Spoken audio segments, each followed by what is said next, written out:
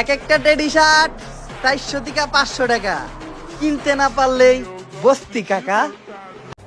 Teddy shirt পরলে সাপরি, same dress up করলে গ্রামের খালাতো ভাই, একটু চুল কাটা এলোমেলো হলে টোকাই। তা ভাই তোমাদের মতো এত স্মার্ট হ্যান্ডসাম ছেলে পেলে থাকতে শাহরুখ খান সালমান খান নায়ক হয় কিভাবে? শাহরুখ খান সালমান খান কেমনি নায়ক হয় এটা জানি না, চুল কাটা এলোমেলো হলে, চুলে কালার করলে, টেডি শার্ট পরলে ছাত্র হয় সেটা ভালো করে জানি আমরা। তুই নিজেরা যতটা বালপাকনা পোলাপান মনে করে আড়াচড়া করস না, আসলে তুই কিন্তু অতটা বালপাকনা পোলাপান না। সাবসি টিকটকার, এই কথা বলার কারণ আছে, কারণ তোর যে শরীর, এই শরীরের সাথে কখনো অ্যাটিটিউড যায় না।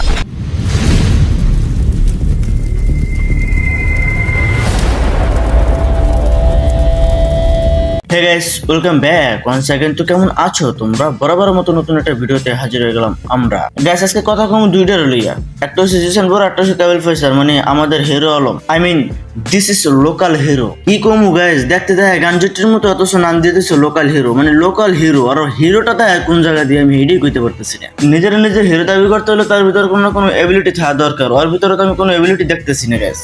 আর হ্যাঁ সারা তৈরি করে ফানি ভিডিও, আর ফানি ভিডিও তৈরি করে হিরো দাবি করে কেমনি? করতে পারে কমেডিয়ান। আর এইসব কমেডিয়ানরা যদি নিজেকে হিরো দাবি করে আর নিজেরা যদি অ্যাটিটিউড মার্কে ডায়লগ মারে, তাহলে কি সেটা মানা যায়? মানা যায় না। তাহলে আমরা কি করবো? ঘোড়ার ঘাস কাটবো? তাহলে মোরা কি করবো? মুখে তো দেখানি হচ্ছে সিগমা, কারণ মোরা হইলাম রোস্টার, আর রোস্টারদের কাজ হচ্ছে সিগমা দেখানো।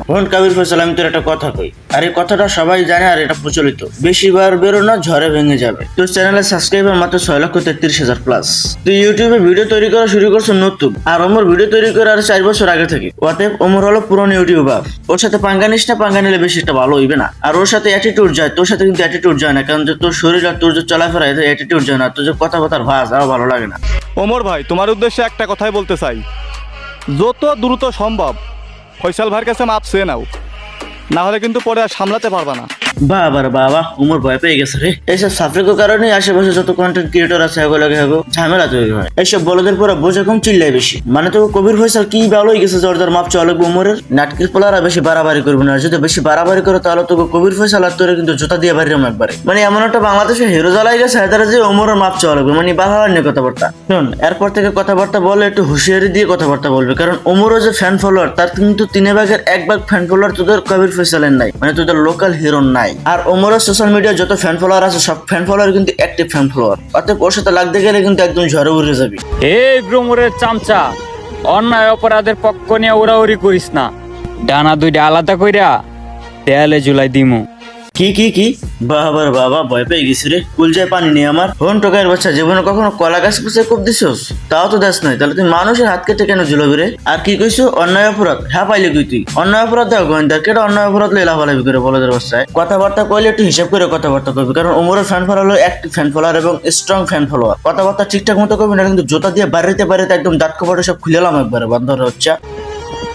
এই ব্রহ্মরের অবৈধ সন্তানরা, পরিবেশ শান্ত রাখ, আমারে চেতাইস না। আমি জিসান ব্রো, তবু বাপরে সপ্তাহে 7 দিন লাইভে এসে মাপ চাইছি। ওয়েট ওর চুলের এই অবস্থা কে? মানে ও প্রমাণ করতেছে টিকটকের একটা টোকাই, আর টোকাইদের তো কথাবার্তা কোনো ঠিক থাকে না, আর যার কারণে মুখে আবল তাবল যেটা আইতেছে সেটাই কইতেছে। ওয়াও ফাইন, নাম্বার 1 টোকাই, টিকটকের নাম্বার 1 টোকাই। গাছ, আমি তোমাদের এখন একটা গল্প কই। আমি কিন্তু বিয়ের সাথে করি নাই, কিন্তু বিয়ের সাথে না করলে একটা প্রেম করতাম, আর সেই প্রেম করলে কিন্তু অনেক কিছু হয়। সেই প্রেমের মধ্যে ভালোবাসা, আদর যত্ন সবকিছু হয়। সেই ভালোবাসাটা গভীর হইতে এতটাই গভীর হয়ে গেছে যে সেই মাইয়ের হলে আমি বেড়ে চলে গেছি। আর তখন খাটকাপনের সময় এতটাই উত্তেজিত হয়ে গেছিলাম যে আমরা কন্ডম ব্যবহার করতে ভুলে গেছিলাম। আর সেই দুর্ঘটনায় এই জিসানের জন্ম হয়। আর তাই আমি তোমাদের কাছে আগে ক্ষমা চাইতেছি যে এরকম একটা কুলঙ্গ সন্তানকে জন্ম দেওয়ার জন্য। তাহলে গাছ তোমরা নিজেরাই বুঝে নাও, অবৈধ সন্তান কারা? উমরের ভক্তরা নাকি এই জিসান নিজেই? বুঝলে বুঝপাতা, না বুঝলে তেজপাতা। তো আজকে ভিডিওটা এই পর্যন্তই। সবাই ভালো থাকবা, সুস্থ থাকবা। আল্লাহ হাফেজ।